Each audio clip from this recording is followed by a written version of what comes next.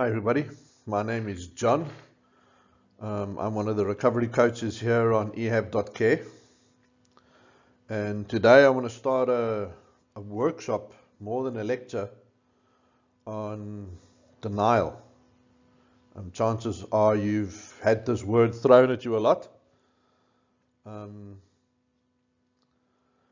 the point of where maybe you've even stopped hearing it or stopped listening to it. In the treatment center where I used to work, Bethesda Addictions Treatment Centre, this is a regular workshop that I would do with clients, and the way I would start it there is I would ask them a question. Is denial a good thing or a bad thing? And the reason I ask that question is to try and gauge where people are at in their understanding of what denial is. And almost every case, bar none, you would get a dictionary, Wikipedia, intellectual interpretation or answer to what denial is. And some would say it's good, some say it's bad. Now, in my experience working with people that are addicted in the last 15 or so years, is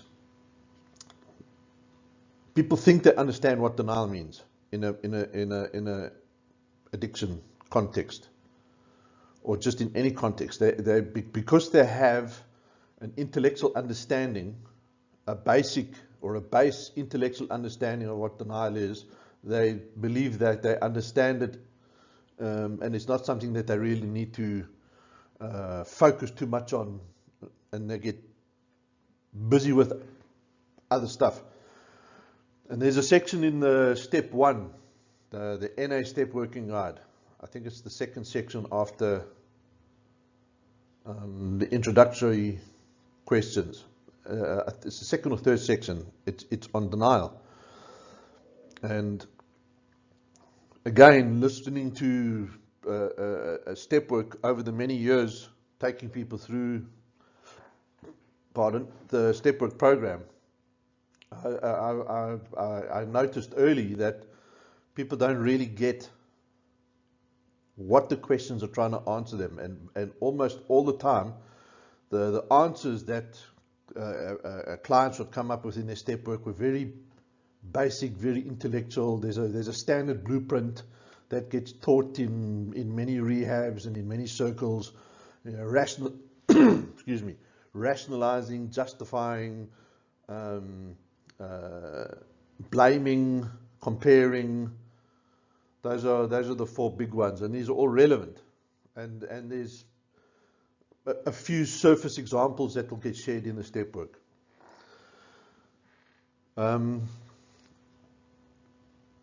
There is a difference between denial and denial in the context of addictions. And the purpose of this workshop is to help you to develop a much deeper understanding and self-awareness of how denial works in your life. Okay? So we're going to look at what is it and where does it come from. So outside of an addiction context, denial is actually a good thing more often than not. It's a coping mechanism. It's a defense mechanism that comes out of your subconscious. Usually around, pushed the wrong button there. Usually around some sort of trauma. Okay? It's an involuntary, unconscious defense mechanism. I'm going to use a personal story to illustrate what I mean. In the last days of my addiction, I took my father on. My father was a very gentle man, a very kind, a very warm man, I never involved my family in my addiction, other than I just absconded, disappeared. They never knew where I was or what was happening. But in those last days, when I was really desperate and I was living on the streets and I exhausted all other avenues, I took my father on to get money. And I used fear of my safety as a way to get money out of him. And my father was actually quite savvy, and I'm not sure how he found out or how he figured it out, but he found out that I was on the run from the law, that there were a whole bunch of warrants out to me. I'd absconded on a whole bunch of court cases. I'd been caught in possession and with firearms, and so I was a wanted man. My father found this all out, and he cut me off. But I knew that it had hurt him very deeply. And in those early months of being clean, this was something that was weighing very heavy on my mind. The guilt I was feeling was immense. And I was about 5 or 6 months into being clean, or away from the last time I used, maybe 8 months, with the guilt of what I'd done to my father very, very heavy on my heart and soul. I was building up the courage to make a phone call and to get hold of my dad and to try and make some sort of amends or say sorry or take away the guilt. Not a great motive for wanting to do anything. Guilt is not a good motivator. But as I was about to make that phone call, I found out from my pastor that my father had died of a massive heart attack. And this pastor was where I was. He was looking after me. I was in a big homeless shelter called the Ark in Cape Town.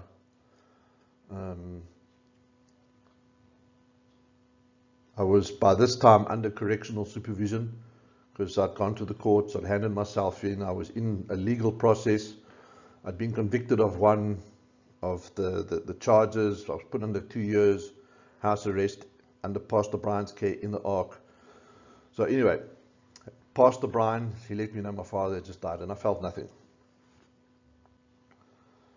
And I noticed that. I thought, that's a bit weird. So I got permission to go to Johannesburg, to go to his funeral. I went to his funeral, and people from all over the world there. It was a beautiful funeral, lots of bagpipes, very emotive. And I was sitting in the church there and felt nothing. And I noticed that too. And I thought, what kind of terrible person am I that I can't feel anything? I just don't care. Maybe I just don't care. What's wrong with me? There's something wrong with me. And I came back to the Ark in Cape Town and carried on my life in there under house arrest under Pastor Brian's care. And this, again, something that weighed heavily on my mind, like, why don't I feel anything? Fast forward to about 6 years away from the last time I used. I'd met Colin Garnett, and Colin had started to sponsor me and mentor me, and he'd got me into AA and NA. Got me into doing 12-step therapy. I was attending groups at this rehab called Bethesda where Colin worked. I was in a therapeutic process. And one night, sitting at home on my own, watching a movie called Billy Elliot, towards the end of the movie, there's a scene where the father and the son are sitting on a low wooden fence, in a paddock, and they tumble off the back of this fence, play fighting with each other. And the grief for my father erupted out of me. It was, right out of my diaphragm, like a and I just wept and wept and wept and let all of this feeling and all of this grief pour out of me. Snot and tears. And I could remember in the groups that I was attending with Colin at Bethesda, they were saying, let the feelings happen, lean into the feelings, don't suppress them, don't avoid them, let them happen. So I had that narrative in my head, and I just let it happen. So 6 years later, let's say, I got in touch with that grief. So what happened there? Denial is what happened there. In those early days, there was no way I would have been, looking back now with hindsight and with the recovery and the wisdom and the knowledge I have now, and if I reflect back on that time, the intensity of pain that I experienced in that moment when the grief finally came out of me, when the denial released those feelings, had that happened to me back then, I would never have been able to cope with that. I'm pretty sure I would have relapsed, and I would have been using within the day. Okay? So in this instance, denial, definitely a good thing, definitely protected me. Okay? And you can see on the one sticker over there, denial is a shock absorber for the soul. It protects us until we are equipped to cope with reality. A quote from C.S. Lewis. This was definitely true for me in this instance. So let's look at a dictionary definition. There's lots. I've Googled them, and there's many. Denial. What's wrong with me today? Denial is the psychological process by which human beings protect themselves from things which threaten them by blocking knowledge of those things from their awareness. It is a defense which distorts reality. It keeps us from feeling the pain and uncomfortable truth about things we do not want to face. If we cannot feel or see the consequences of our actions, then everything is fine and we can continue to live without making any changes. And I think that fits for this instance of denial. So this begs the question then, why is it so deadly for addicts and alcoholics? Because it is.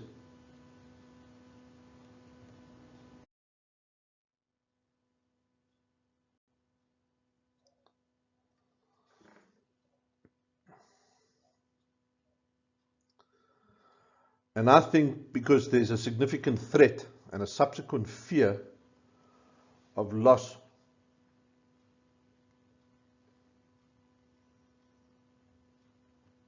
And what is that loss? So I'm going to introduce another definition that I heard in those days when I was going to Bethesda. I'm not sure exactly where or who I heard it from. I think it might have been Colin. But there was a definition of addiction that I heard that resonated with me more than any other. Okay? And it sounds like this. Definition. What?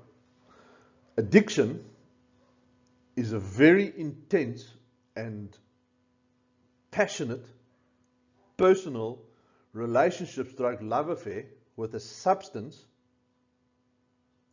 and its subsequent culture based on false senses of love and security and belonging. Okay? So this is a relationship. We're in a relationship with this thing. Addiction. Whatever that means for you. For me, it was a whole bunch of things. It was crack cocaine, it was alcohol, it was sex, it was affirmation, it was love, it was weed, it was a lot of things. But the addiction itself was something that I was in a very, very personal relationship with, stroke love affair. It was my best friend. It was my confidant. It's where I went when I felt sad. It's where I went when I felt happy. I thought about it all the time. I went to sleep thinking about it. I woke up thinking about it. Much of my day, my thinking, my time, my energy, my ingenuity, my creativity was dedicated to this. All day, every day, day after day. The obsession, the compulsion was extreme.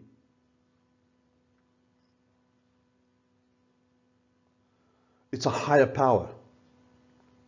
Okay?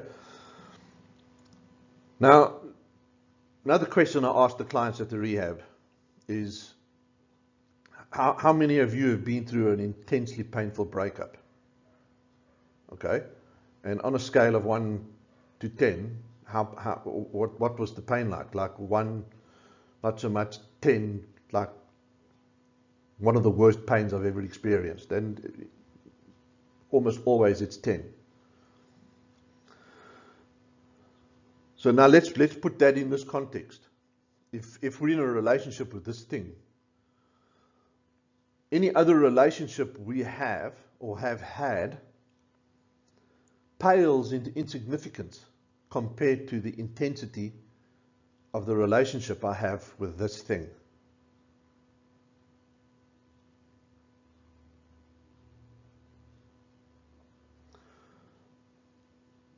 I hear clients say that the clients that have children, the children are the most important thing in my life. They're the center of my universe. And I always correct them and say that's rubbish. They're not. Or I hear people say, my wife or my husband or my boyfriend or my girlfriend, or they've got other relationships in their life which are the most important relationship they have, and they can't lose this relationship. And it means everything to them. It's the center of their world. And I have to correct them and I say, that's nonsense. That's not the most important relationship in your life. That relationship is insignificant compared to this relationship you have with this thing. You put this relationship with this thing before any other relationship. What you're actually saying is that you wish your other relationships were as important as this relationship, but they're not. You put this relationship first. And if you want any evidence of that, why are you sitting in a treatment center and these other people that you claim are the center of your universe sitting at home, broken and bleeding, with shattered hope, shattered dreams, shattered lives?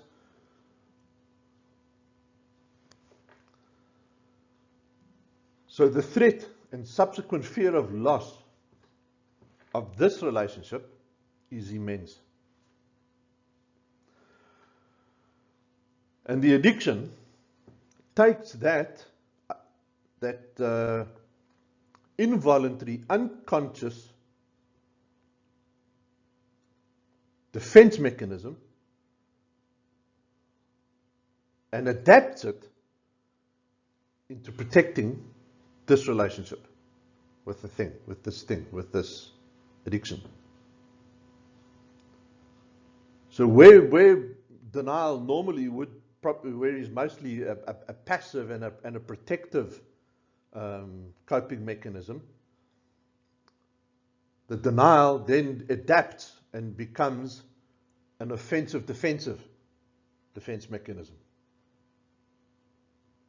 It wants to protect this relationship. It wants to protect this at all costs. And as addicts and alcoholics, we then start to adapt and develop a myriad of different ways, different defense mechanisms that we can use to protect the relationship. Okay? And this is what is so key for us to understand and start developing insight and awareness. So,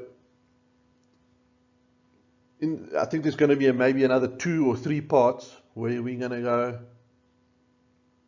and unpack and look at actual defense mechanisms to help you to start broadening your perception and your awareness and understanding of what denial is. Because it's something that you have to understand and conceptualize and personalize in your own recovery process.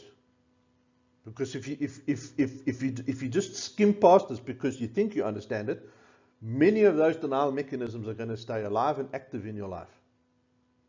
Any denial mechanisms that you identify, you're not going to be able to use them again because it's no longer subconscious. Okay?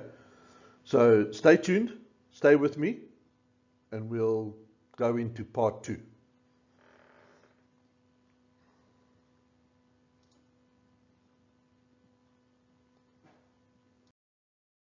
Hi everybody, welcome back to part 2 of the workshop on addiction denial. And just to recap quickly, we had a look on the previous video, the difference between denial and addiction denial. And then we can see that there is quite a big difference between the two. We get an idea of how the addiction can twist that mechanism within an individual, turning it into something that can be quite deadly for the addict and the alcoholic. So in this next section, we're going to start looking at actual denial mechanisms, and depending on how much time it takes, might be another 2, maybe 3 parts.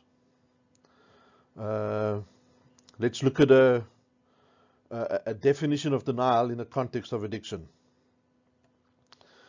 If an individual does not believe that substance abuse is a problem for them, they will be unlikely to change their behavior. Even if the destruction caused by the addiction is obvious to everybody else, it may not be so obvious to the addict. That's an important note. I want to come back to that. This is because one of the symptoms of addiction is denial. The individual may have a host of explanations for why their life is in such a mess, but denial means that they are unable to consider the real culprit. And that's where the denial mechanisms come into play.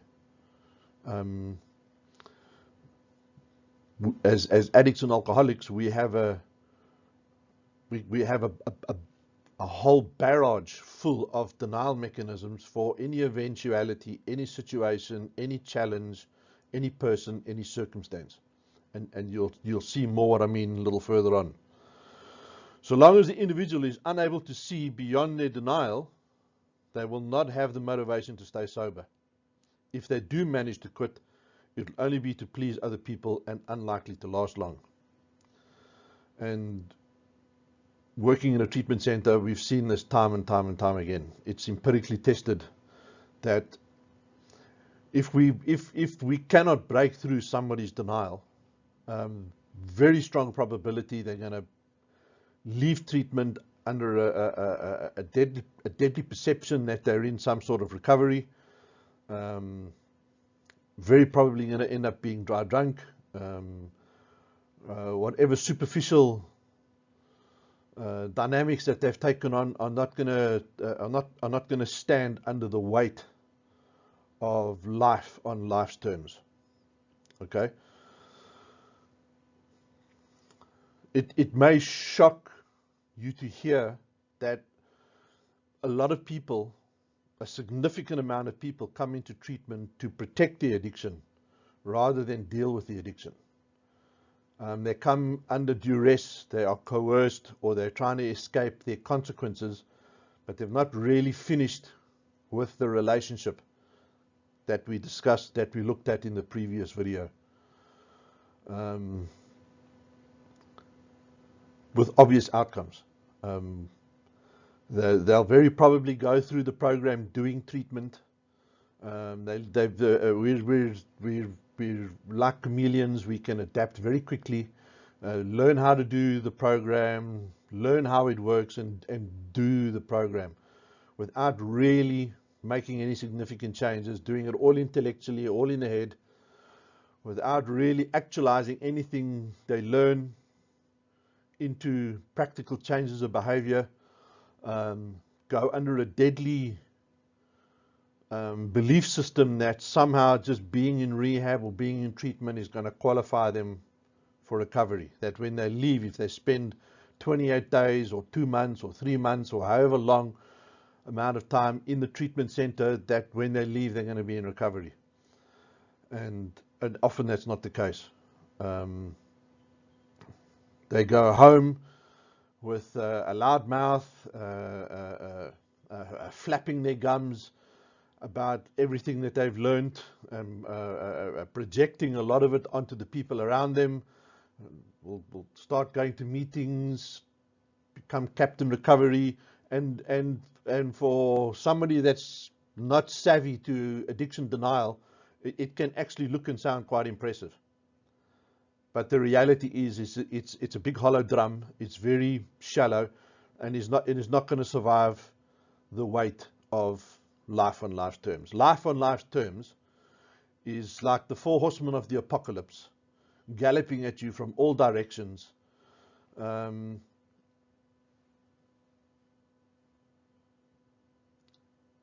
you'll feel like General Custer. And as I say General Custer, I probably think very few people today know who General Custer was. But go Google General Custer and how he died, and you'll get an idea of what a General Custer moment is.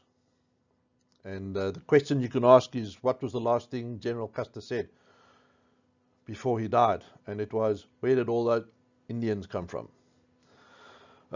Anyway, we digress. Addiction denial is a very formidable dynamic. If you're watching this clip, you're going to come up, and you may have already come up against the questions in the written step work. Okay, you have to pause here and give it the time that it deserves. You have to dig deep. Okay, a superficial understanding of the blueprint of denial. You know, oh, I get it, I understand it. Oh, rationalizing, yes, I know what that means. Oh, comparing, yes, I used to do that. Oh, blaming, yes, I used to blame the world. And without getting specific, okay, without pausing long enough to get specific about how you actually did that. What was your flavor of denial? Because everybody's flavor is going to be different. The blueprint is just a blueprint. Okay, and you're not going to get clean off any blueprints. Every lecture that you watch here on ehab.care, every talk, every podcast you listen to, you've got to go away and reflect on, what does this say about me? What's my version of this? How do I do this? How does this translate into behavior in my context? Okay, you absolutely have to do this. It's key. Okay, so let's go forward. Let's have a look at some mechanisms. We'll maybe pause the video again, give you time to process and think about it, and then we'll have a look at the rest of the denial mechanisms. Addiction denial mechanisms. First one is simple or absolute denial, and it works like this. You're an addict. No, I'm not. You're in denial. No, I'm not. You're out of control. No, I'm not. It sounds simple, but it's formidable, and it continues to crazy making. Contributes to crazy making. And a bit further on in the mechanisms, I'll explain more what crazy making means. Minimizing, where we make the problem seem smaller than it is. Only use on weekends. I'm only smoking half joints. I'm only doing small lines. At least I'm not injecting. Somehow you're going to make the problem seem smaller than it is. How do you do it? What does it sound like when you do it? Rationalizing, self-delusion. Okay, now rationalizing and justifying work together. And often people confuse the two. And I've just noticed I've got different fonts. Not fonts, caps and no low caps. Oh, anyway, try not to notice that. Rationalizing is how I convince myself. How do I make it sound okay? How do I create an environment within my thinking that I can use? Justifying is how I'm going to make that sound right to the people around me. Okay? Colin's terminology here is making wrong sound right, making right sound wrong. Beautiful terminology. Absolutely coins what justifying is all about. How do I, well, if you were married to the person I was married to, you would also drink. Justification. Rationalizing and justifying. How do you do it? What does that look like in your life? Blaming, accusing. Blaming means I'm going to blame my behavior on somebody or something else. It's because you were such a terrible parent. It was because I was neglected. It was because I was bullied. It was because somebody died. And we can actually be quite mercenary with this. And this is something that I did. And I've come across it quite often working with other addicts and alcoholics, is that if we've got past trauma, I'm a survivor of childhood sexual abuse. And that used to be my get out of free jail card. You know, as soon as all my other denial mechanisms weren't working, I'd whip that one out. Well, you weren't abused as a child. You know, and that would just shut everybody up immediately. Nobody knows where to go with that. Okay? Now, because I did that, didn't make the trauma any less. It didn't negate any of the trauma. I still had to go and do the work on the trauma. Okay? And I did a lot of work on that. And I'm in a good place with it now in my later adult life. And I do work with people that have trauma. So just bear that in mind if at some point you want to talk about past trauma. So blaming and accusing. Who do we blame? People, places, things. Okay, you've got to personalize that. What does that narrative sound like in your head? Okay? Because you're first going to do it in here, then it's going to come out there. And it's going to be often very, very convincing. But the reality is blaming is just going to turn you into a victim. And the more you do it, you'll start wearing that as an identity. And nothing will change in your life because you're waiting for something exterior or external to change before you're going to feel okay. You're waiting for somebody to come and say sorry. You're waiting to be vindicated. You're waiting for something else to make you feel okay. And it's never going to happen. There's two Christian psychologists, Dr. Henry Cloud and Dr. John Townsend. I think it's in their Boundaries course. They say something hugely significant, and when I understood this, it was a paradigm shift for me in my own thinking. No matter what happened to me in my life, no matter the trauma, no matter how bad it was, no matter the damage, okay, the responsibility to heal from it belongs exclusively to me. I have to do the work. Okay?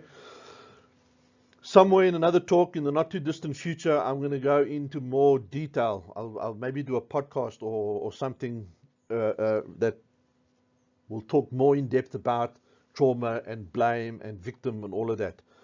So before we digress, let's stick with addiction denial mechanisms. Diversion. Now, what is diversion? Diversion is, I'm going to change the subject somehow. A classic diversion statement is no but you. It's formidable. No but you. You're such an addict. No, but what about you? You so this, but what about you? No but you. Contributes to crazy making. Very powerful. Have you heard that coming out of your mouth? I'm pretty sure you have. What, who and when and what were the circumstances of those statements? Who was challenging you? Okay? How did you throw that back in there? How did you push that back in their mouth? Bargaining.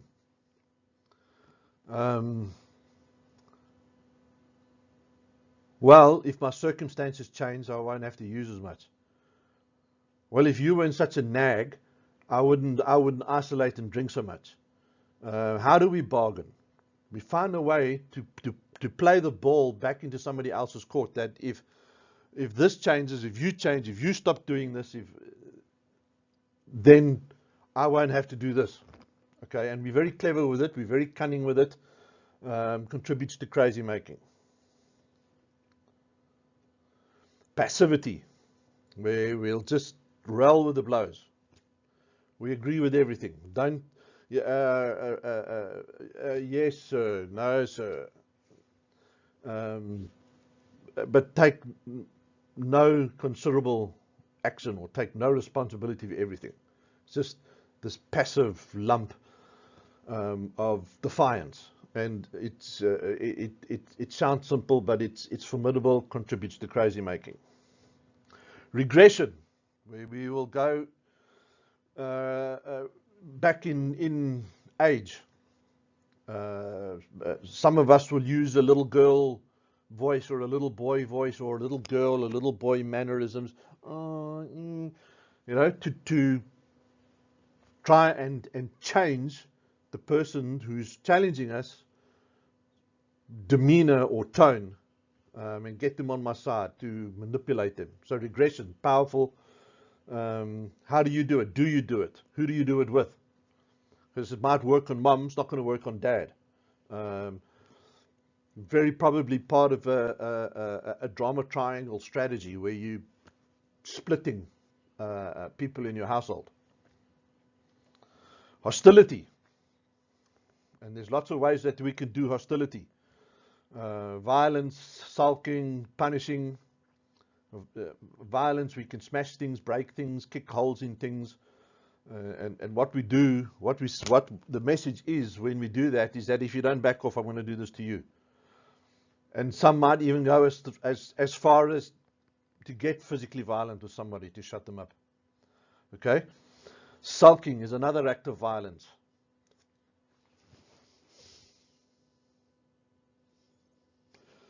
Have you ever sat with somebody that sulks? How does that feel? Okay? It's hostile, yeah? You're walking on eggshells. Us addicts, we take this next level. We can do this for weeks, months. We can get everybody on eggshells. We determine the tone and the atmosphere of the home.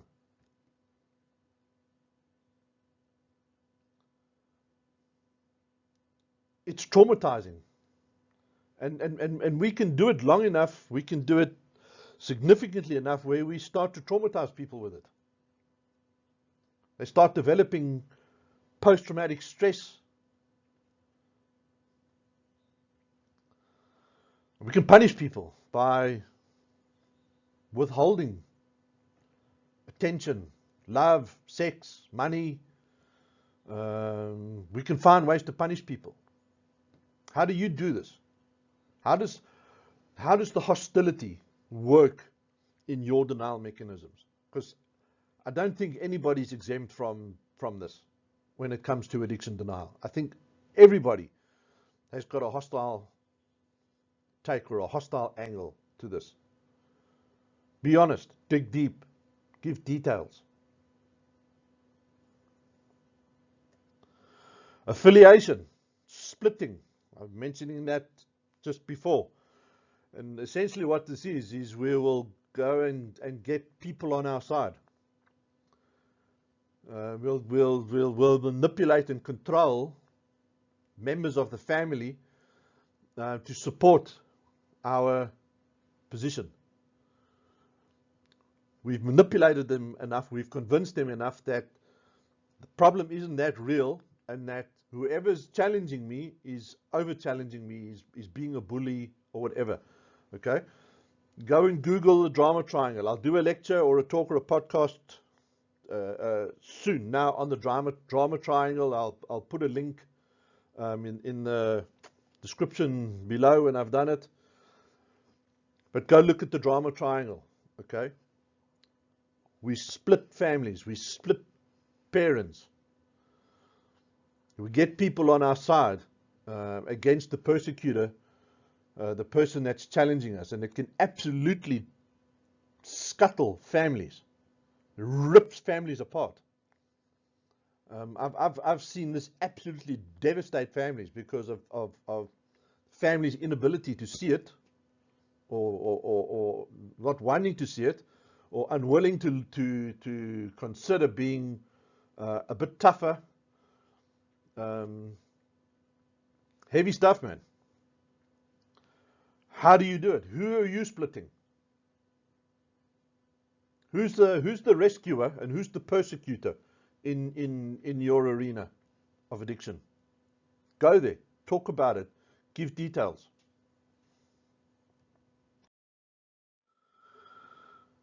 We're going to leave it there. Take those few, process, think about it, and I will see you back with part 3. Maybe we finish with part 3, maybe there's a part 4. But that's enough to chew on, enough to think about for now.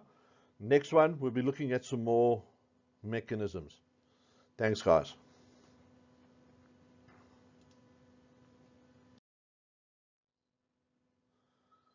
Welcome back, guys.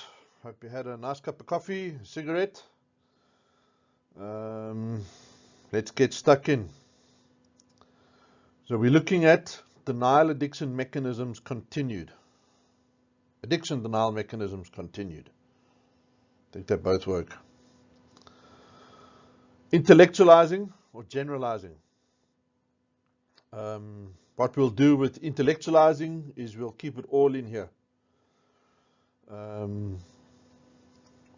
We might even go so far as to do lots of research and get lots of terminology and use that to baffle and confuse and misdirect and divert and generalizing is we'll never get specific about anything. Okay, and if you're not prepared to get specific about your problem, it's just going to remain a generalized, vague, out there, helicopter view problem. We're doing step work now. This is about the 12 steps. It's about a much, much deeper level of self-honesty. Comparing, judging speaks for itself. We compare ourselves to other people that are worse off than us to paint or frame ourselves as not that bad. Yeah? Illuminations of understandings, or IOUs. This is a colonism. And basically what this is, and we see this happen in treatment a lot, and we see this happen in step 1 a lot. Illuminations of understandings are aha moments, light bulb moments. Okay, we hear something that's wow, and sometimes it can feel so, it's so profound it can feel like a spiritual awakening. It's not a spiritual awakening, it's just an IOU, and there's going to be lots of them through your process. The danger of them, though, is that we can, we can use them to reactivate our denial or go back into denial. We're sitting in treatment, maybe for the first time. We're doing step work, maybe for the first time, and we hear something that's profound, and it's like, that's where I went wrong. I just won't do that anymore, and everything will be fine. Boom, back into denial, and from that point onwards, then it becomes a dishonest program, because we've gone into compliance. We've gone into chameleon mode now. We've subconsciously decided that we understand what the problem is, and we're just not going to do that anymore. We're going to be fine, but we've still got to, keep everybody back home happy. So we'll finish the program. Many people will relapse or start. This is the start of many people's relapse is IOUs. Everything is okay now that everything is okay. I come into treatment. I'm detoxed. I'm eating 3 regular meals a day. I've got structure. I'm probably going to the gym. I'm getting fit again. I haven't felt this good in a long time. Okay? And I judge myself in that space. I've not felt this good in years. And again, we can see this can be a reactivation of denial. Often people will leave in this space. They'll find reasons to sabotage the program or sabotage their process. They're feeling fantastic. They're ready to go and take on the world. Or they'll go into a dishonest program of compliance and just getting to the end so that they can keep people happy at home.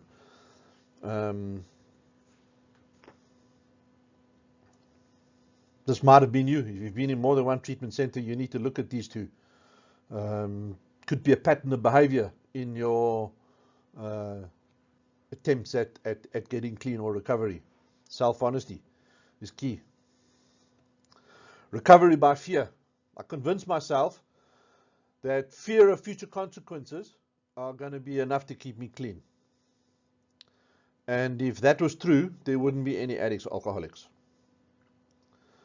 Fear of what could happen never kept a single person sober or clean ever in the history of there being addicts and alcoholics.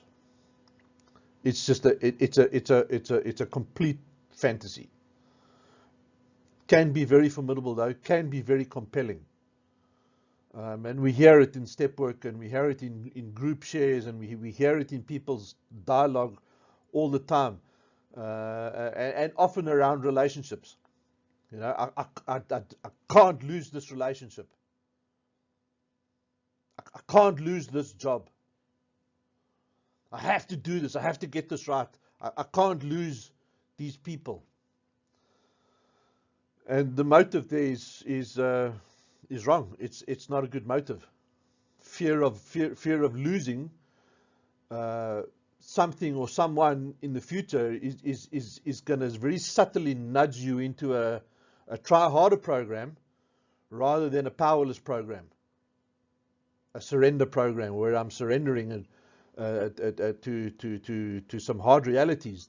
One of them being that I'm absolutely powerless over this thing in my life. That if I engage with it in any way, on any level, I lose control. And the first people that are hurt are these people I'm claiming I can't lose. And very often, if this dynamic doesn't shift, and they keep this job or this relationship or this person as the reason why they need to get clean, they've turned that into a higher power, and the probability is that they're going to lose that relationship anyway, because it's not going to keep them clean. It's not going to give them the accountability that they need. It's not going to give them the connection that they need. The depth of healing. You can't turn loved ones into your higher power. It's going to fail. So recovery by fear is a fantasy. It's not going to work.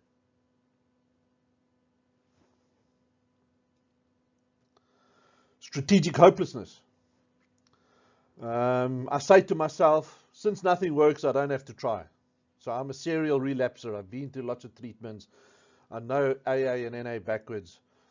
But I've never really wanted to stop using. I've always only ever gone to please other people or to convince myself that I'm not really an addict or in some sort of compliance, or to probably just change my consequences. Consequences are getting heavy. I convince myself I really want to get clean, but I don't really want to get clean. Let me tell you something. People that really want to get clean, they want it more than anything else in the world. That they're willing to give up relationships, even marriages, dream jobs, big jobs, to get clean. Okay, those people get clean. Nothing's going to get in their way. Nothing's going to stop them getting clean. They'll take all the help that's been offered to them. And we see them coming. We've seen them come into the treatment center, and within a very short space of time, the energy is apparent. We can see the desperation. We call it the gift of desperation. People are willing to do anything to get clean.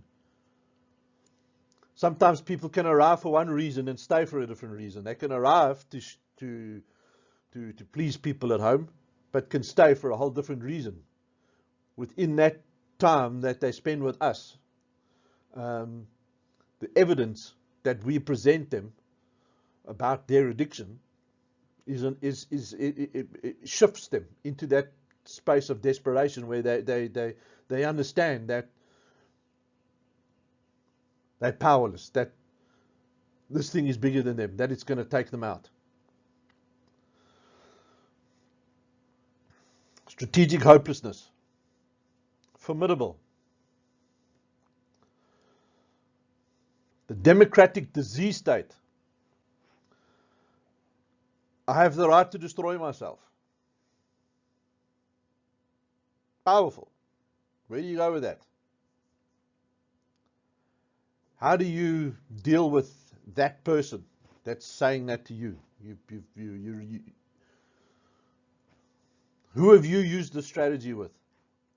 Have you used the democratic disease state on the people around you? People around you are in extreme defensive hope.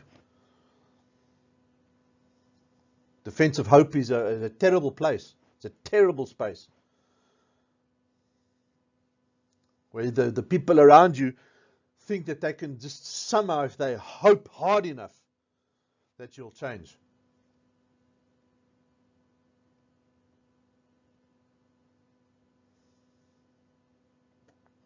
Compliance. Let me show you what compliance looks like. Excuse me, bit graphic, but it makes the point. Gee, thank you for bringing that to my attention. Wow, I've never quite heard it put that way before. Yes, sir. 3 bags full, sir. That's compliance. We see it often in the treatment center where we used to work. I'm sure we're going to see it in ehab as well at some point. Compliance can change, often does. Good addiction counsellors can work compliance, can expose compliance, can work compliance, can shift people out of compliance. Manipulated medical license. What this means is I've gone to the doctor and I've got a prescription. And I come home and I wave that prescription around. Well, the doctor, no. Mind and mood altering chemicals. Very easy to manipulate doctors and psychiatrists and psychologists to get medication. And if you're doing that, you're not in recovery, you're not clean.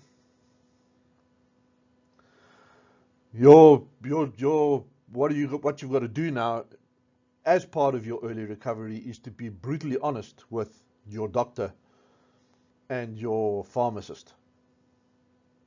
When you're visiting your doctor and he's going to prescribe you medication, you've got to inform the doctor, listen, I'm a recovering alcoholic addict. Please bear that in mind when you're prescribing medication for me.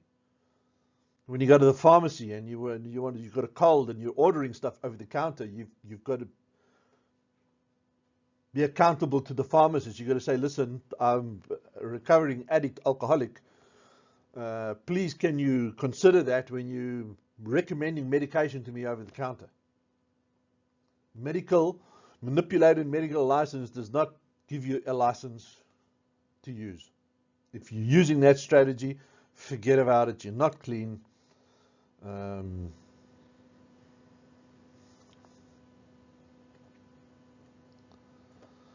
Humor speaks for itself. We turn everything into a joke. We make everybody laugh. Good way to divert attention. Let's go into the next slide. I think we'll finish it now. There you have it. The Nile is not a river in Egypt. Probably heard that. Right. Global thinking. I'm using terms like always and never. It never works for me. I'm always the one. Okay. Do an inventory. Explore global thinking in your dialogues and in your narratives. Who are you using that with? It's a way to rationalize and justify.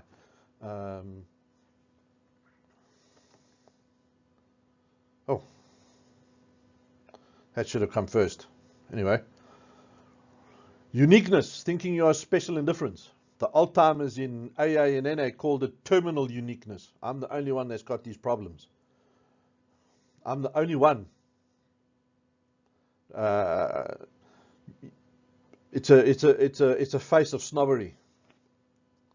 We get lots of them in the treatment center, especially the older alcoholics, snobs of note.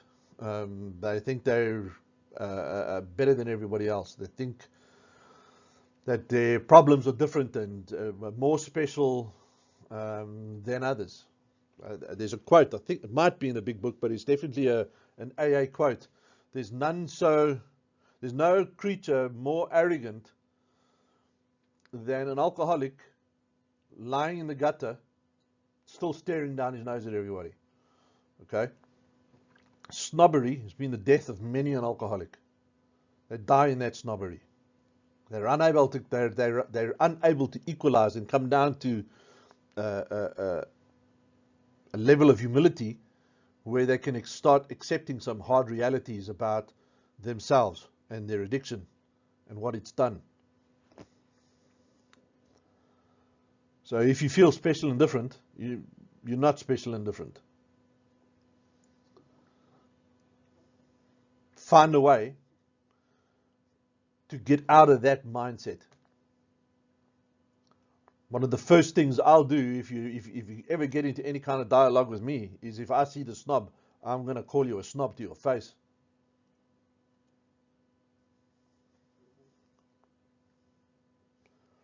And that will either initiate a process or give you an excuse to write me off.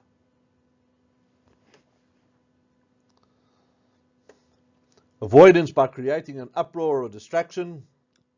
Good old drama. See this in the treatment center all the time. Let's create a flippin' drama of note. Get all the energy up here, takes the attention away from me. And we do that at home. Contributes to crazy making. We can do it so much, so often. It can contribute to post-traumatic stress in our significant others. Hopelessness, helplessness speaks for itself. There's no hope. I'm helpless. I can't change. I can't do anything. Manipulative behavior. There's a joke that goes like this. How do you know when an addict is lying? Their lips are moving. Now, it sounds very condescending, but it's actually quite true. Addicts in addict mode, they've always got a plan. They're always 2, 3, 4, 5 steps ahead of everybody else, especially the significant others who are trying to challenge or confront behavior. The using addict alcoholic takes manipulative behavior next level. Next level.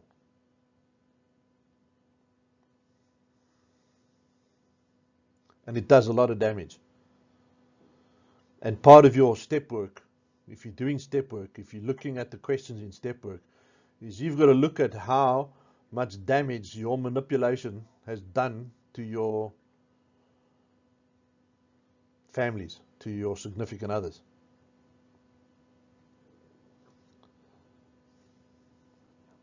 How it's absolutely shattered any trust.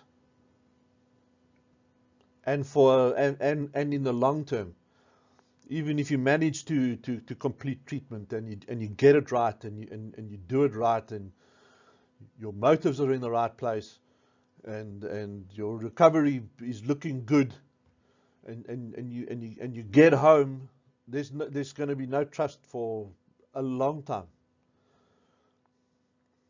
As one thing, and I speak for myself, the thing I wanted more than anything else was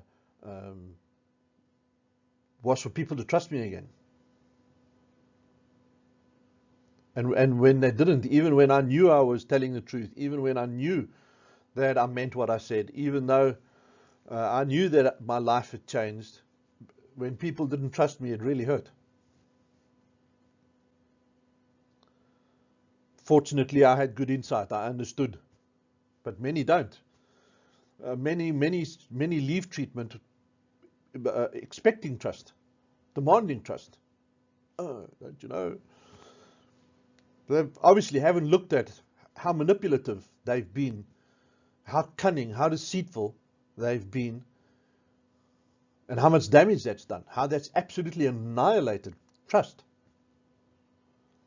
Get specific. When you're doing the step work, get specific. Give details.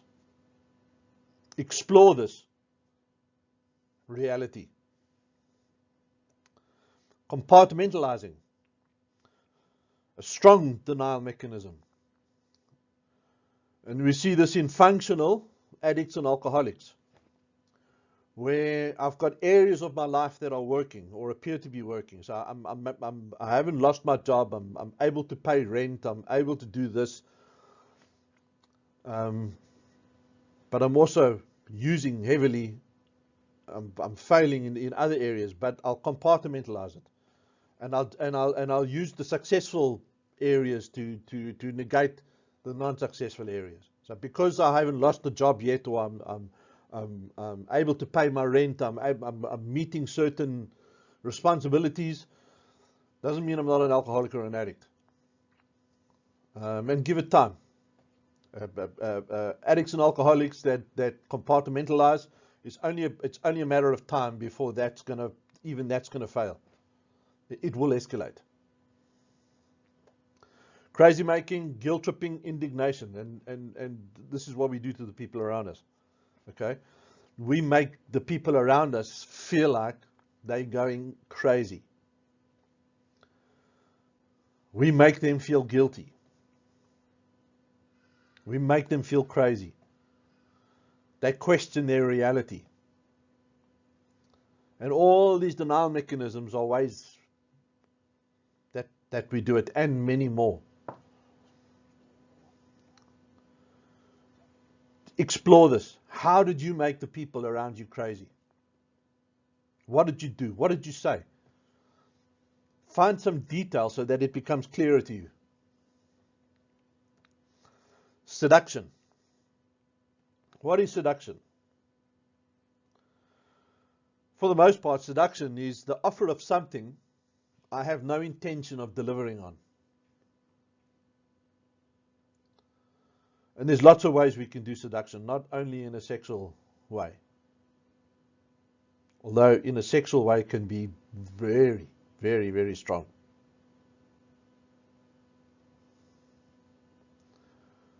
We can use sex, we can use the promise of sex, the promise of money, the promise of material things, of attention, of love.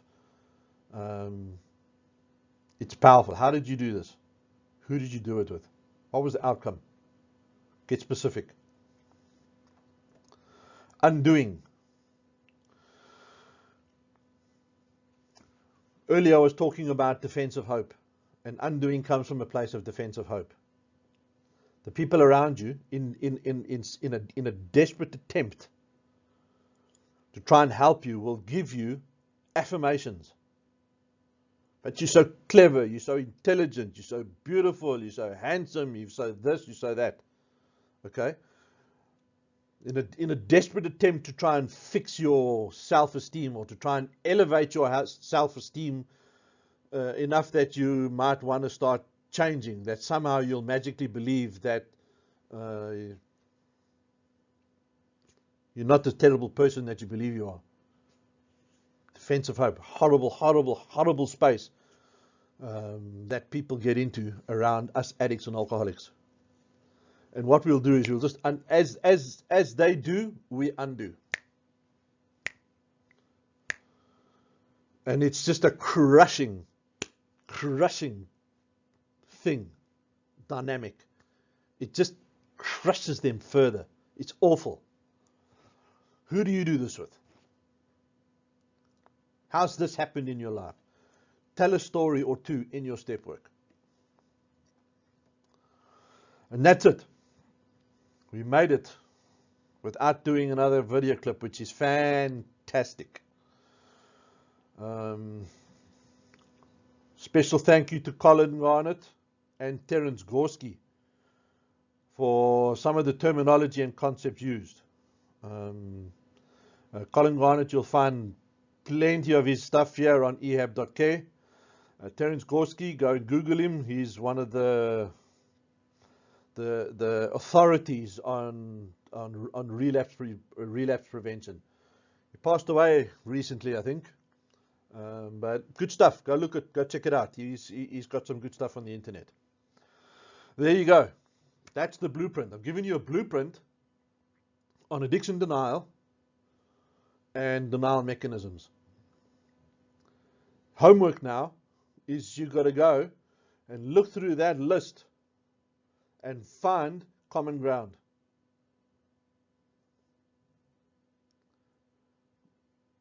Which ones of these can you identify with? You might not identify with all of them. You might identify with all of them. I can identify with all of them to one measure or another. Don't wait a week, because you'll lose all of this within a week. Go now, today, or tomorrow, the latest, after you've watched this clip, and personalize this information. It's absolutely critical. You've got to go and explore this in your life. Every denial mechanism that you identify within yourself, you'll break. You won't be able to use that strategy or that mechanism successfully anymore, because it'll be conscious. It's no longer subconscious, unconscious, because a lot of this is subconscious, unconscious. We don't have to think about denial mechanisms. They're right there, right there. We don't wake up in the morning and say, all right, I'm going to use this, and this mechanism today, or with this, and this person. We don't do that. It's right there. Okay? Go in there, explore it, identify it, break it. It will significantly help you in your attempt at recovery. Because denial never fully goes away. It can reactivate at any time if we stop doing the next right thing. And if these behaviors these patterns of behaviors, these denial mechanisms creep back in, we can recognize them. And this, and you can adapt this into your relapse awareness and prevention program. So there you go. Please feel free to email me your homework. Put it in the comments. I love hearing from people. I love interacting. I like to see how people hear and conceptualize the information. So my email, I think, is going to be, it is johnstewart@ehab.care. Quickly, last slide. Just want to say thank you. Thanks, everybody, for watching. I hope that helped. I hope that cleared one or two things up for you, helped broaden your perception and understanding a little bit. If you want to stay tuned and informed about new content, please don't forget to hit the subscribe button below. Hit the like if you like the video. Feel free to comment in the comment section below. Or ask questions. You're more than welcome to email me with feedback, with questions. My email is johnstewart@ehab.care. So that's JOHNSTEWART@ehab.care. If you feel like you want to know more and you want to spend a bit of time with us, please go and find us. I say us, me, myself, and the other recovery coaches on ehab.care. Go and see who you're comfortable with, and click the I want to see this counselor button. You know what I mean. Check it out. Thanks again, and I'll see you on the next video.